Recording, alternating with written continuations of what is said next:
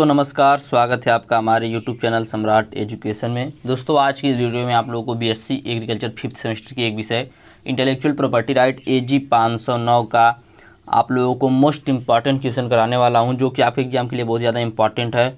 आप लोग यदि इस वीडियो को देख लेंगे तो इसमें से आप लोगों का अच्छा खासा एग्जाम फंस जाएगा।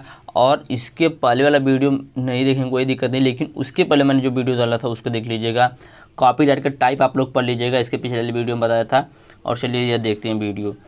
तो पहला क्वेश्चन है गेट और डब्ल्यूटीओ में अंतर बताइए। ठीक है, गेट और डब्ल्यूटीओ में अंतर बताइए। इससे पहले क्वेश्चन था बौद्धिक संपदा अधिकार क्या है, इसका उद्देश्य बताइए, इसके प्रकार बताइए, किन्हीं दो प्रकार का वर्णन कीजिए, जो कि मैंने पिछले वीडियो में करवा दिया, इसलिए उसको मैं नहीं करवाऊंगा क्योंकि इसका टाइप बहुत ज़्यादा बड़ा है।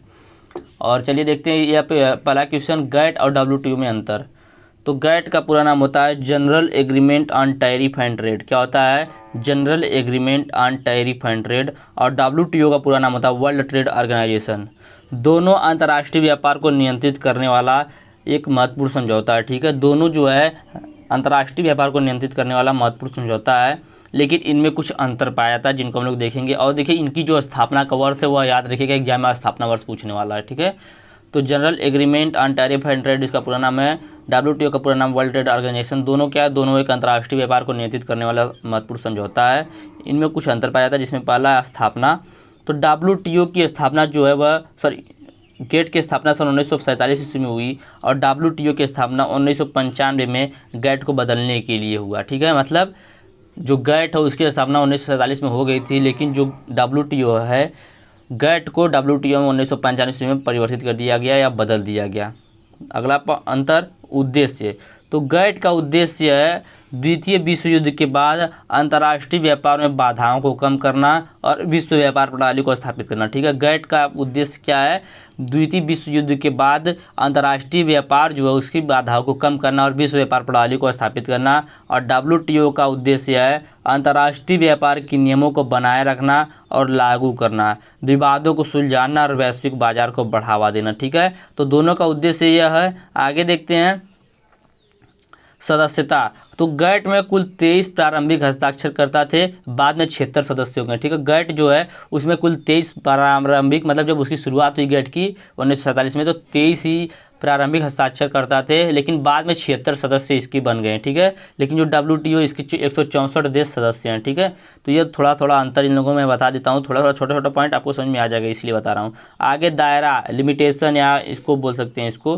तो गेट मुख्य रूप से वस्तुओं माल पर ध्यान केंद्रित करता है, जो वस्तु होती है कोई माल होता है उस पर ध्यान केंद्रित करता है। और डब्ल्यूटीओ वस्तु सेवा बौद्धिक संपदा अधिकार और निवेश सहित व्यापार के व्यापक दायरों को शामिल करता है। ठीक है, डब्ल्यूटीओ जो होता है वस्तु सेवा बौद्धिक संपदा अधिकार और निवेश सहित व्यापार के व्यापक दायरे को सम्मिलित करता है। आगे देखेंगे संस्थागत ढांचा।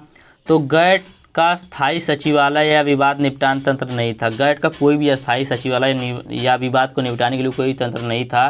डब्ल्यूटीओ सचिवालय और डब्ल्यूटीओ विवाद निपटान निकाय जैसी संस्थाओं का एक मजबूत ढांचा है। ठीक है, तो ये अंतर हम लोगों ने देखा।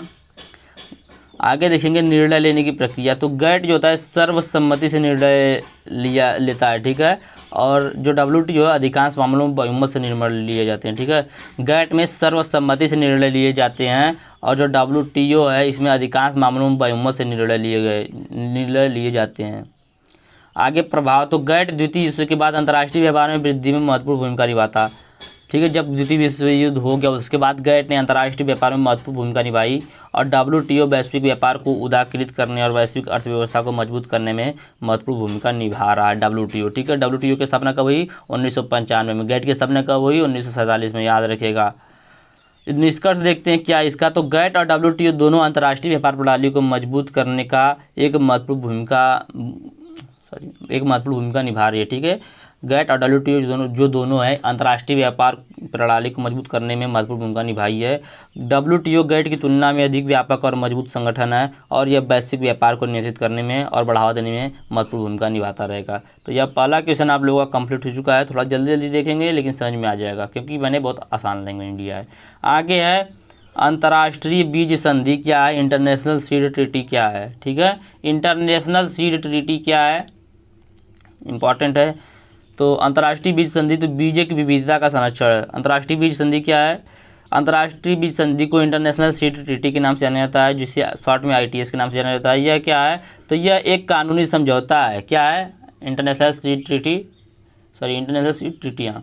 यह एक कानूनी समझौता है जिसका उद्देश्य खाद्य और कृषि के लिए महत्वपूर्ण पौधों की आनुवांशिक विविधता का संरक्षण करना और उनका उपयोग करना है, शामिल होता है। ठीक है, तो इंटरनेशनल सीड ट्रीटी क्या है? यह एक कानूनी समझौता है जिसका उद्देश्य खाद्य और कृषि के लिए महत्वपूर्ण पौधों की आनुवांशिक विविधता का संरक्षण करना और उसका उपयोग करना है। यह सन 2004 में हस्ताक्षरित किया गया था और 2007 में लागू हुआ था। ठीक है, 2004 में इसको हस्ताक्षरित कर दिया गया था, लेकिन लागू हुआ 2007 में। आगे देखेंगे इसके बारे में। संधि का मुख्य उद्देश्य क्या था? जो इंटरनेशनल सीड ट्रीटी है, इसका उद्देश्य क्या था? तो बीजों की विविधता का संरक्षण। तो यह जलवायु परिवर्तन, रोगों और कीटों से खतरों से बीजों की विविधता का संरक्षण करने का प्रयास करता है। ठीक है, ये क्या करता है? जलवायु परिवर्तन, रोग और कीट के खतरों से बीजों की विविधता का संरक्षण करने का प्रयास करता है। आगे बीजों का आदान प्रदान। तो यह विभिन्न देशों के बीच बीजों के आदान प्रदान को सुविधाजनक बनाता है। विभिन्न देशों के बीच बीजों के आदान प्रदान को सुविधाजनक बनाता है। अनुसंधान और विकास। तो यह बीजों पर अनुसंधान और विकास को बढ़ावा देता है। बीजों पर क्या करता है? अनुसंधान और विकास को बढ़ावा देना है। आगे किसानों के अधिकार। तो यह किसानों के अधिकारों को मान्यता देता है, उनकी आजीविका को बेहतर बनाने में मदद करता है। तो यह इसका मुख्य उद्देश्य था। आगे देखेंगे संधि का मुख्य प्रावधान। आप कैसे संधि, मतलब उसके लिए क्या क्या प्रावधान है। तो सदस्य देशों को अपने क्षेत्र में बीज भंडार स्थापित करने और उनका रखरखाव करने की आवश्यकता होती है। जो भी सदस्य देश होते हैं उनको क्या करने की आवश्यकता होती है? तो उनको अपने बीज का भंडार स्थापित करने के लिए, उनके रखरखाव के लिए आवश्यकता होती है। बीजों का आदान प्रदान। तो सदस्य देशों को निश्चित शुल्क या बिना किसी शुल्क के बीजों का आदान प्रदान करना होगा। आगे डेटा साझा कर। तो सदस्य देशों को बीजों के डेटा को साझा करना होगा। आगे अनुसंधान और विकास। तो सदस्य देशों को बीजों पर अनुसंधान और विकास में सहयोग करना होगा। आगे किसानों के अधिकार। तो सदस्य देशों को किसानों के अधिकारों को मान्यता देनी होगी और उनकी आजीविका को बेहतर बनाने में मदद करनी होगी। भारत में अंतर्राष्ट्रीय बीज संधि। तो भारत में क्या है अंतर्राष्ट्रीय बीज संधि इस करने के? देखिए याद इंपॉर्टेंट है, इसलिए मैं बता रहा हूँ, ऐसा नहीं कि कुछ भी बताता चला जा रहा हूँ। भारत में अंतर्राष्ट्रीय बीज संधि क्या है? तो भारत में 2007 में अंतर्राष्ट्रीय बीज संधि, भारत जो है 2007 ईस्वी में सन 2007 में अंतर्राष्ट्रीय बीज संधि का सदस्य बना। कब बना? 2007 ईस्वी में। भारत ने राष्ट्रीय बीज भंडार स्थापित किया और बीजों के आदान प्रदान में सक्रिय रूप से भाग लिया। भारत जो है बीजों पर अनुसंधान और विकास में महत्वपूर्ण भूमिका में योगदान दे रहा है। भारत किसानों के अधिकारों को मान्यता देता है और अपनी आजीविका को बेहतर बनाने के लिए कई कार्यक्रम भी चला रहा है। तो ये था इंटरनेशनल सीड ट्रीटी के बारे में। अंतर्राष्ट्रीय बीज संधि खाद्य और कृषि के लिए महत्वपूर्ण पौधों की आनुवंशिक विविधता का संरक्षण करने के लिए एक महत्वपूर्ण अंतर्राष्ट्रीय समझौता है। ठीक है, अंतर्राष्ट्रीय बीज संधि जो है खाद्य और कृषि के लिए महत्वपूर्ण पौधों की आनुवंशिक विविधता का संरक्षण करने के लिए एक महत्वपूर्ण अंतर्राष्ट्रीय समझौता है।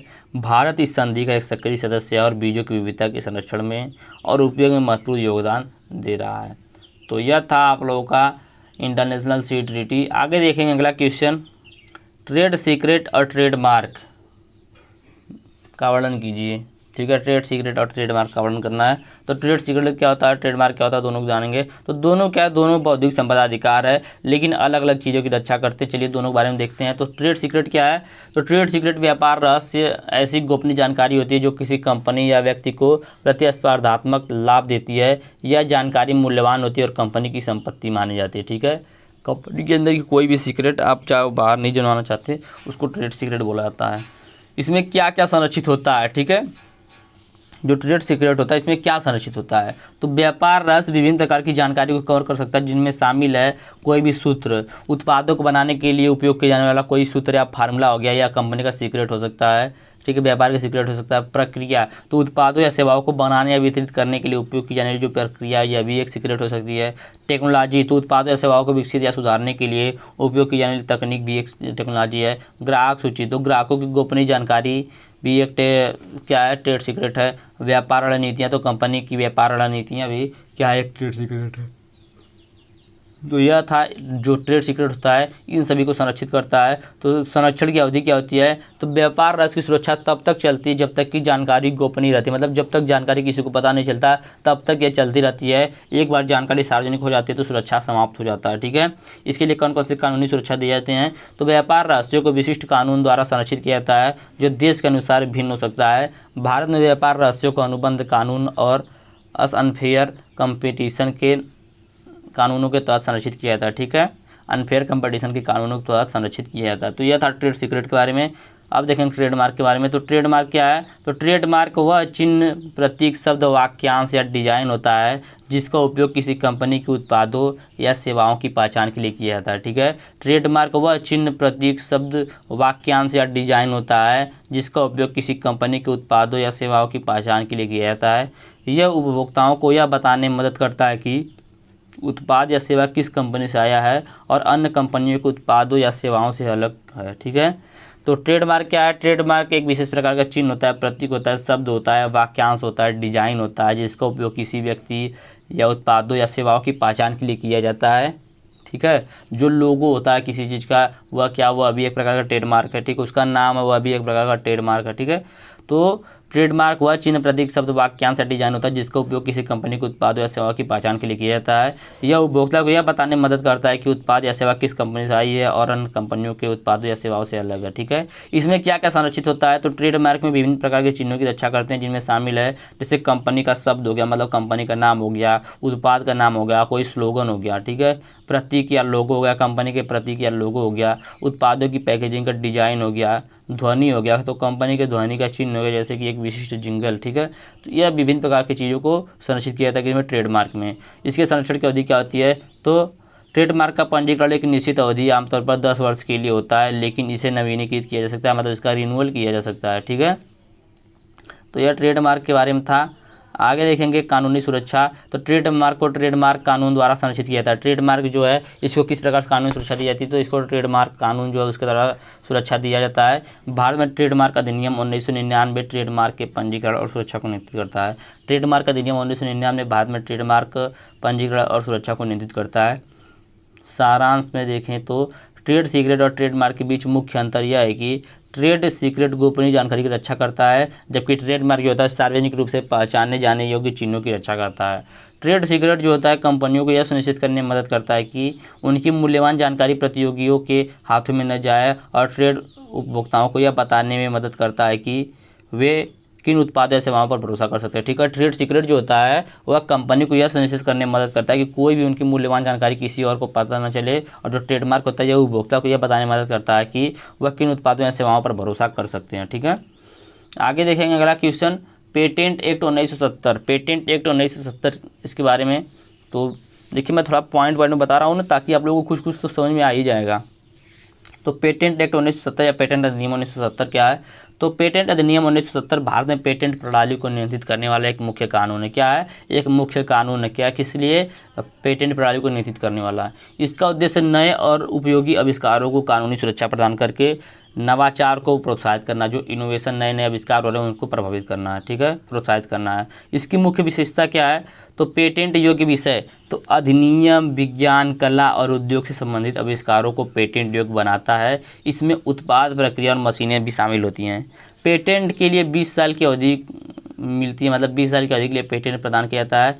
पेटेंट धारक को अनन्य अधिकार होता है कि वे अपने प्रोडक्ट को बनाएं, उपयोग करें, बेचें या आयात कर सकें। ठीक है, जो पेटेंट धारी होता है उसी पे अधिकार होता है कि वो अपने प्रोडक्ट को बना सकता है, बेच सकता है, उपयोग कर सकता है, उसके आयात भी कर सकता है। ठीक है, तो ये था पेटेंट का विशेषता। पेटेंट क्या होता है मैंने बताया। आगे देखेंगे इसी में अनन्य अधिकारों के अपवाद। कुछ अनन्य अधिकारों के अपवाद भी होते हैं, जैसे कि अनुसंधान और गैर व्यावसायिक उपयोग के लिए आविष्कार का उपयोग करना। ठीक है, कुछ अनन्य अपवाद, कुछ अपवाद तो जानते हैं, या सभी चीज़ में कुछ ना कुछ अपवाद आ ही जाता है, तो इसमें कुछ अपवाद है। तो इसमें कुछ अधिकारों के अपवाद होते हैं, जैसे कि अनुसंधान और गैर व्यावसायिक उपयोग के लिए आविष्कार का उपयोग करना पड़ सकता है। आगे पेटेंट का उल्लंघन, यदि कोई व्यक्ति पेटेंट अधिकारों का उल्लंघन करता है तो पेटेंट धारक कानूनी कार्रवाई कर सकता है। इस अधिनियम का मुख्य प्रावधान क्या है? तो इसके लिए आविष्कार की नवीनता होनी चाहिए। जो भी आपका आविष्कार है, जो भी आपका प्रयोग है, जिसके लिए आपको पेटेंट चाहिए, वो नया होना चाहिए। तो आविष्कार नया होना चाहिए, यानी पहले से मौजूद किसी चीज़ का केवल एक मामूली बदलाव नहीं होना चाहिए, ठीक है। आगे आविष्कार की उपयोगिता, तो आविष्कार उपयोगी होना चाहिए, यानी इसका कोई वास्तविक उपयोग होना चाहिए, ठीक है। और औद्योगिक रूप से लागू करने योग्य, तो आविष्कार औद्योगिक रूप से लागू करने योग्य होना चाहिए, यानी इसका व्यावसायिक रूप से उत्पादन भी किया जा सके, इस प्रकार का होना चाहिए। पेटेंट आवेदन, तो पेटेंट प्राप्त करने के लिए आविष्कारों को भारतीय पेटेंट कार्यालय इंडियन पेटेंट ऑफिस में पेटेंट आवेदन करना होगा।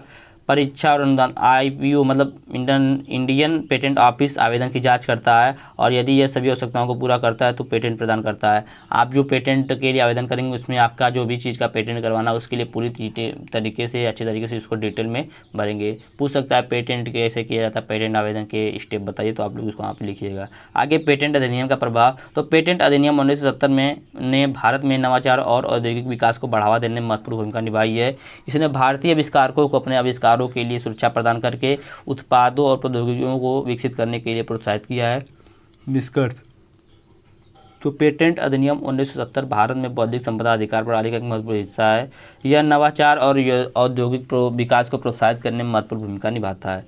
आगे देखेंगे जैव विविधता सम्मेलन, CBD क्या होता है, कन्वेंशन ऑफ बायोलॉजिकल डाइवर्सिटी, जो कि मैंने बताया हुआ है, फिर भी मैं फिर से थोड़ा सा बताऊंगा क्योंकि उसमें कुछ लोग को नहीं समझ में आया था। तो जैव विविधता सम्मेलन या CBD, जिसको बोलते हैं convention of biological diversity, convention of biological diversity, यह क्या है, तो यह एक अंतर्राष्ट्रीय समझौता है। यह क्या, एक प्रकार का अंतर्राष्ट्रीय समझौता है जिसका उद्देश्य पृथ्वी पर जैव विविधता का संरक्षण करना, पृथ्वी पर जो भी जीव है उनका संरक्षण करना। यह 1992 में रियो डी जेनेरियो में आयोजित पृथ्वी शिखर सम्मेलन में अपनाया गया था, मतलब लागू किया गया था। 1992 ईस्वी में रियो डी जेनेरियो में आयोजित पृथ्वी शिखर सम्मेलन में अपनाया गया था, और सन 1993 ईस्वी में इसको लागू किया गया था, ठीक है। CBD जो है, कन्वेंशन ऑफ बायोलॉजिकल डाइवर्सिटी, यह क्या है, यह एक अंतर्राष्ट्रीय समझौता जिसका उद्देश्य पृथ्वी पर जैव विविधता का संरक्षण करना है। यह 1992 में रियो डी जेनेरियो में आयोजित किया गया, जो कि पृथ्वी शिखर सम्मेलन में अपनाया गया था, और सन 1993 ईस्वी में लागू किया गया। इसका मुख्य उद्देश्य क्या है, तो इसका मुख्य उद्देश्य जैव विविधता का संरक्षण करना। यह पौधों, जानवरों और सूक्ष्म जीवों सहित सभी प्रकार के जीवन की विविधता का संरक्षण करने का प्रयास करता है, ठीक है। जो CBD होता है, यह पौधों, जानवरों और सूक्ष्म जीवों सहित सभी प्रकार के जीवन की विविधता का संरक्षण करने का प्रयास करता है। जैविक संसाधनों का सतत उपयोग, तो यह जैविक संसाधनों का सतत और टिकाऊ उपयोग सुनिश्चित करने का प्रयास करता है, ठीक है। आगे आनुवांशिक संसाधनों से उत्पन्न होने वाले लाभों का न्याय संगत वितरण, तो यह अनुसंधान संस्थागत से उत्पन्न होने वाले लाभों का न्याय संगत और समान वितरण सुनिश्चित करने का प्रयास करता है, ठीक है। तो यह इसका उद्देश्य था। आगे देखते हैं इसका मुख्य प्रावधान क्या है। तो सदस्य देश को अपनी जैव विविधता का आकलन करके संरक्षण योजनाएं विकसित करने और जैविक संसाधनों के उपयोग को नियंत्रित करने के लिए आवश्यक कदम उठाने की आवश्यकता होती है। आगे जैव विविधता संरक्षण क्षेत्र, तो सदस्य देशों को जैव विविधता संरक्षण क्षेत्रों की स्थापना और प्रबंधन करना होगा। आगे प्रजाति संरक्षण, तो सदस्य देशों को लुप्त प्राय और खतरे में पड़ी प्रजातियों का संरक्षण करना होगा। आगे आनुवांशिक संसाधन, तो सदस्य देशों को आनुवांशिक संसाधनों जैसे कि बीज हो गया और कोई भी सूक्ष्मजीव हो गया, उसके पहुंच और उपयोग को नियंत्रित करने के लिए आवश्यक कानूनों और नीतियों का विकास करना होगा। आगे जैव प्रौद्योगिकी, तो सदस्य देशों को जैव प्रौद्योगिकी विकास और उपयोग को नियमित और नियंत्रित करने के लिए आवश्यक कदम उठाने होंगे। आगे सार्वजनिक जागरूकता, तो सदस्य देशों को जैव विविधता के महत्व के बारे में सार्वजनिक जागरूकता बढ़ानी होगी और लोगों को जैव विविधता संरक्षण में भाग लेने के लिए प्रोत्साहित करना होगा, ठीक है। तो यह था CBD के बारे में, कन्वेंशन ऑफ बायोलॉजिकल डाइवर्सिटी के बारे में। इसका सम्मेलन देखेंगे, भारत में जैव विविधता सम्मेलन क्या है इसके बारे में देखेंगे, ठीक है। तो भारत में 1993 में जैव विविधता सम्मेलन का पार्टी बन गया है, ठीक है। भारत 1993 में जैव विविधता सम्मेलन का पार्टी बन गया, मतलब उसमें शामिल हो गया जैव विविधता सम्मेलन में। भारत ने अपनी जैव विविधता का आकलन किया और जैव विविधता संरक्षण के लिए कई राष्ट्रीय और राज्य योजनाएं विकसित की। भारत ने जैव विविधता संरक्षण क्षेत्रों में एक व्यापक नेटवर्क स्थापित किया। भारत लुप्त प्राय और खतरे में पड़ी प्रजातियों के संरक्षण के लिए कई कार्यक्रम भी चला रहा है, जो कि CBD के अंडर में ही है। भारत आनुवांशिक संसाधनों जैसे कि बीज, पौधे, सूक्ष्मजीवों के पहुंच और उपयोग को नियंत्रित करने के लिए कानून और नीतियों को भी विकसित कर रहा है। आगे भारत जैव प्रौद्योगिकी के विकास और उपयोग को नियमित और नियंत्रित करने के लिए आवश्यक कदम उठा रहा है। भारत जैव विविधता के महत्व के बारे में सार्वजनिक जागरूकता बढ़ाने और लोगों को जैव विविधता संरक्षण में भाग लेने के लिए भी प्रोत्साहित कर रहा है। ठीक है, तो यह था आप लोगों का अगला क्वेश्चन CVD के बारे में, कन्वेंशन ऑफ बायोलॉजिकल डाइवर्सिटी के बारे में। उम्मीद करते हैं ये भी समझ में आया होगा। अब इससे आसान लैंग्वेज में नहीं मिल सकता, याद रखिएगा आप लोग। आगे देखते हैं, बौद्धिक संपदा अधिकार में औद्योगिक डिजाइन उत्पाद का वर्णन कीजिए। ठीक है, इंडस्ट्रियल डिजाइन का वर्णन करना है। मिला के पूछा है कि औद्योगिक डिजाइन क्या होता है। ठीक है, औद्योगिक डिजाइन के बारे में, इंडस्ट्रियल डिजाइन के बारे में पूछा है, तो देखेंगे इसके बारे में थोड़ा डिटेल में। तो किसी उद्योग या इंडस्ट्री को उत्पादों के निर्माण करने के नमूने को ही, पैटर्न को ही बोला जाता है औद्योगिक डिजाइन। ठीक है, किसी उद्योग के उत्पाद जो भी प्रोडक्ट है उसके मैन्युफैक्चर करने का जो पैटर्न होता है उसी को इंडस्ट्रियल डिजाइन बोला जाता है। ठीक है, समझ में आया ना, कोई दिक्कत नहीं, अभी आ जाएगा। तो औद्योगिक डिजाइन बौद्धिक संपदा अधिकार का एक प्रकार है जो कि उत्पादों की उपस्थिति को संरक्षण प्रदान करता है। इसमें उसकी आकार, आकृति, रंग, पैटर्न और बनावट शामिल होता है जो किसी उत्पाद को अन्य उत्पादों से अलग बनाता है। इसका उद्देश्य क्या है? तो इसका उद्देश्य नवाचार को प्रोत्साहित करना। देखिए, लगभग सभी का उद्देश्य नवाचार को प्रोत्साहित करना है। ठीक है, मतलब नए आविष्कार को बढ़ावा देना सभी का उद्देश्य है। ठीक है, तो यह डिजाइनरों को नए और अभिनव उत्पादों को विकसित करने के लिए प्रोत्साहित करता है। आगे, अनुचित प्रतिस्पर्धा से बचाना। यह उत्पाद नकल और अनुचित प्रतिस्पर्धा से मालिकों को बचाता है। आगे, उत्पादों की विशिष्टता को बनाए रखना। तो यह उत्पादों की विशिष्टता और बाजार मूल्य को बनाए रखने में मदद करता है। औद्योगिक डिजाइन क्या क्या संरक्षित करता है? तो यह उत्पादों का बाहरी रूप, जैसे ढांचा हो गया, उसको संरक्षित करता है। जैसे यह उत्पादों के बाहरी रूप को संरक्षित करता है जिसमें रंग, आकार, आकृति, पैटर्न और बनावट आदि शामिल होता है। आगे, उत्पादों का आंशिक डिजाइन। तो यह उत्पादों के आंशिक डिजाइन को भी संरक्षित कर सकता है यदि वे उत्पाद की समग्र उपस्थिति में महत्वपूर्ण योगदान करते हैं तब। आगे, ग्राफिक डिजाइन। तो यह ग्राफिक डिजाइन को भी संरक्षित कर सकता है जैसे कि पैकेजिंग डिजाइन और लोगो। तो ये विभिन्न प्रकार के ग्राफिक डिजाइन होते हैं। मैंने बताया ना क्या होता है औद्योगिक डिजाइन। किसी उद्योग का या किसी इंडस्ट्री के प्रोडक्ट के निर्माण के लिए या मैन्युफैक्चर के लिए जो पैटर्न यूज किया जाता है उसी को रहता है इंडस्ट्रियल डिजाइन। इसमें उसका आकृति हो सकता है, उसका आकार हो सकता है, रंग हो सकता है, ठीक है, कोई पैटर्न हो सकता है, ये सब शामिल हो सकता है। इसको कैसे प्राप्त किया जाता है? तो इसको प्राप्त करने के लिए आपको संबंधित राष्ट्रीय या क्षेत्रीय पेटेंट कार्यालय IPO में पंजीकरण कराना होगा। पंजीकरण एक निश्चित अवधि तक के लिए मिलती है, आमतौर पर 10 वर्ष से 25 वर्ष के लिए प्रदान किया जाता है। तो भारत में औद्योगिक डिजाइन देखेंगे तो भारत में औद्योगिक डिजाइन अधिनियम 2000 औद्योगिक डिजाइनों के पंजीकरण और संरक्षण को नियंत्रित करता है। भारतीय पेटेंट कार्यालय औद्योगिक डिजाइनों के पंजीकरण के लिए जिम्मेदार होता है। इसका निष्कर्ष क्या? तो औद्योगिक डिजाइन उत्पादों की उपस्थिति को संरक्षण करने, प्रदान करने, नवाचार और डिजाइन को प्रोत्साहन करने में महत्वपूर्ण भूमिका निभाता है। यह उसके मालिकों को अनुचित प्रतिस्पर्धा से बचाने और उत्पादों की विशिष्टता और बाजार मूल्य को बनाए रखने में मदद करता है। आगे देखेंगे, जियोग्राफिकल इंडिकेशन क्या है, भौगोलिक उपदर्शन क्या है। ये सब परीक्षा में आने वाला क्वेश्चन है, याद रखिएगा। तो भौगोलिक उपदर्शन क्या होता है? तो भौगोलिक संकेतन ऐसा संकेत होता है जो किसी जिससे विशेष गुण, प्रकृति या पहचान की वस्तुओं को उनके उत्पत्ति स्थल से जाना जाता है। जैसे कोई जियोग्राफिकल इंडिकेशन वास्तव में किसी क्षेत्र विशेष द्वारा उत्पादित व प्रदत्त खास वस्तु या सेवा की सूचना होती है। जैसे यदि कहें दार्जिलिंग की चाय, तो यह क्या है? यह एक जियोग्राफिकल इंडिकेशन। आपने बताया कि वह स्थान जहाँ पर दार्जिलिंग है वहाँ पर चाय का उत्पादन होता है। इस प्रकार से जो मतलब जियोग्राफिकल मतलब किसी स्थान के बारे में भौगोलिक संकेत करेंगे तो उसको बोलते हैं जियोग्राफिकल इंडिकेशन। अभी समझ में आ जाएगा, कोई दिक्कत नहीं है। तो भौगोलिक उपदर्शन या जियोग्राफिकल इंडिकेशन क्या होता है? तो एक प्रकार का यह बौद्धिक संपदा अधिकार है जो किसी विशिष्ट भौगोलिक क्षेत्र, एक विशेष देश, क्षेत्र या इलाका, ठीक है, जो किसी विशिष्ट भौगोलिक क्षेत्र से उत्पन्न किसी उत्पाद की मूल और गुणवत्ता को दर्शाता है। ठीक है, किसी विशेष भौगोलिक क्षेत्र से उत्पन्न किसी उत्पाद की मूल और गुणवत्ता को दर्शाता है। किसी उत्पाद का गुण, विशेषता या ख्याति मूल रूप से उसके उत्पादन स्थल की जलवायु, भौगोलिक परिस्थितियों या मानवीय कौशल और परंपराओं के कारण होती है।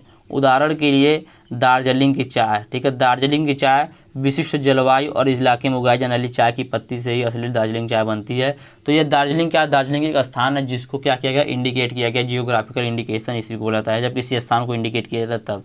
आगे कांचीपुरम की साड़ी, तो कांचीपुरम एक स्थान पर जहाँ पे साड़ी पाई जाती है, जहाँ की साड़ी बहुत प्रसिद्ध है, तो कांचीपुरम एक स्थान, तो यह क्या हो गया, भौगोलिक इंडिकेशन हो गया, मतलब जियोग्राफिकल इंडिकेशन हो गया। तो ये साड़ी भारत के तमिलनाडु राज्य के कांचीपुरम शहर से विशेष रूप से बनाई जाती है।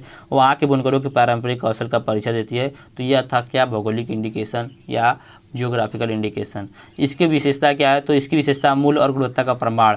तो जियोग्राफिकल इंडिकेशन टैग किसी उत्पाद और मूल्य की विशिष्ट गुणवत्ता का प्रमाण होता है। आगे उत्पादकों का संरक्षण, तो यह स्थानीय उत्पादकों को उनकी विशिष्टता का फायदा उठाने और नकल से बचाने में मदद करता है।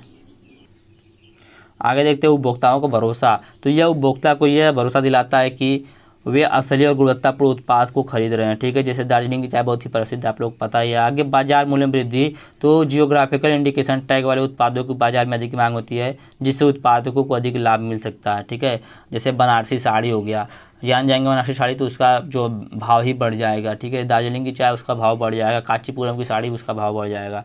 आगे भारत में भौगोलिक उपदर्शन या जियोग्राफिकल इंडिकेशन। तो भारत में देखेंगे इसके बारे में। तो भारत में जियोग्राफिकल इंडिकेशन का संरक्षण भौगोलिक पर्यावरणीय संकेत अधिनियम 2003 द्वारा होता है। ठीक है, भारत में जो भौगोलिक उपदर्शन है उसका संरक्षण भौगोलिक पर्यावरणीय संकेत अधिनियम 2003 के द्वारा होता है। कृषि और प्रसंस्कृत खाद्य उत्पादों के निर्यात विकास प्राधिकरण APEDA भारत में भौगोलिक उपदर्शनों के पंजीकरण के लिए जिम्मेदार होता है। ठीक है, इसका लाभ क्या है, भारत में भौगोलिक इंडिकेशन के या जियोग्राफिकल इंडिकेशन के लाभ या उपदर्शन के लाभ।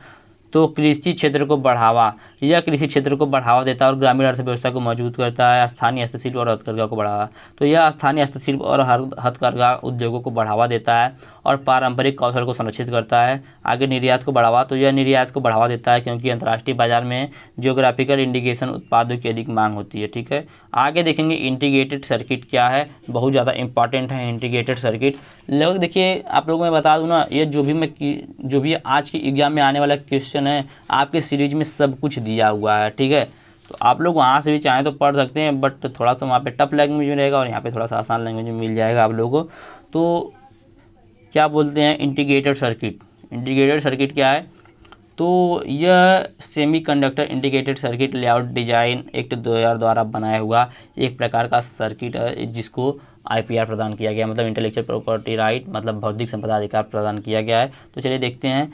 तो इंटीग्रेटेड सर्किट जिसे चिप भी कहा जाता है, इलेक्ट्रॉनिक सर्किट होता है या का एक छोटा सा हिस्सा होता है जो कि अर्धचालक सामग्री जैसे सिलिकॉन का बना होता है। किसका बना होता है, सिलिकॉन का। इसमें ट्रांजिस्टर जो लगा होता है, जिससे आपका कोई चार्जर है ना, उसको जब ख़राब हो जाएगा उसको खोलिएगा, देखिएगा एक चिप होता है, उसी पर विभिन्न प्रकार के ट्रांजिस्टर, कैपेसिटर, रजिस्टर और अन्य इलेक्ट्रॉनिक घटक लगे होते हैं जो एक साथ मिलकर विभिन्न कार्य को करते हैं, जैसे कि संकेतों को बढ़ाना, प्रक्रिया करना या भंडारण करना। तो इसको बोला जाता है क्या, इसको बोला जाता है इंटीग्रेटेड सर्किट, मतलब एक साथ विभिन्न प्रकार के सर्किट को जोड़ना।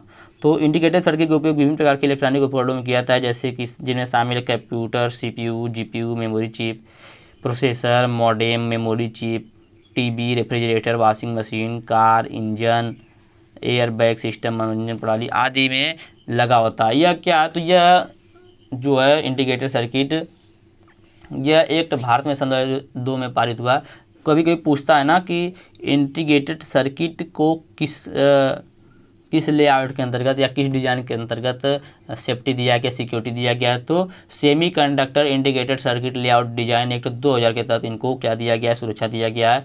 यह एक्ट सन 2000 में पारित हुआ था। इस एक्ट के द्वारा semiconductor integrated circuit layout design को संरक्षण प्रदान किया जाता है तथा इससे संबंधित अन्य मामलों का निस्तारण भी किया जाता है। ठीक है, इसका उद्देश्य क्या है, तो इसका उद्देश्य सेमीकंडक्टर इंटीग्रेटेड सर्किट की बौद्धिक संपत्ति को संरक्षण करना, मतलब जो भी आप चिप बना रहे हैं उसका जो भी संरक्षण करना, मतलब बनाने के बाद उसका संरक्षण करना। ठीक है, लेआउट डिजाइन के अस्पष्टता, क्रिएटर को एक निश्चित समय के लिए एक्सक्लूसिव अधिकार दिलाना, उसका जो अधिकृत स्वामी होता है उसको उसके क्रिएशन का, मतलब सृजन का व्यापारिक प्रयोग करने का अधिकार प्रदान करना, अन्य व्यक्तियों द्वारा नियम को उल्लंघन करने पर स्वामी पर उसको कानूनी कार्रवाई करने का अधिकार प्रदान होता है। तो यह विभिन्न प्रकार के चीज़ों में यूज किया जाता है। आगे देखेंगे इसके बारे में। तो बौद्धिक संपदा अधिकार के तहत ICS की सुरक्षा, मतलब इंटीग्रेटेड सर्किट जो है उसकी सुरक्षा कैसे की जाती है बौद्धिक संपदा अधिकार के तहत। तो बौद्धिक संपदा अधिकारों द्वारा संरक्षित होता है जिनमें शामिल है पेटेंट। तो इंटीग्रेटेड सर्किट के नए और उपयोगी डिजाइनों को पेटेंट द्वारा संरक्षित किया जाता है। इंटीग्रेटेड सर्किट के लेआउट को कॉपीराइट द्वारा संरक्षित किया जाता है और इंटीग्रेटेड का जो सर्किट है उसके डिजाइन और निर्माण से संबंधित कुछ जानकारी को ट्रेड सीक्रेट के रूप में रखा जाता है। भारत में इंटीग्रेटेड सर्किट के लिए IPR संरक्षण। तो भारत में इंटीग्रेटेड सर्किट को पेटेंट अधिनियम 1970 और कॉपीराइट अधिनियम 1957 द्वारा संरक्षित किया जाता है।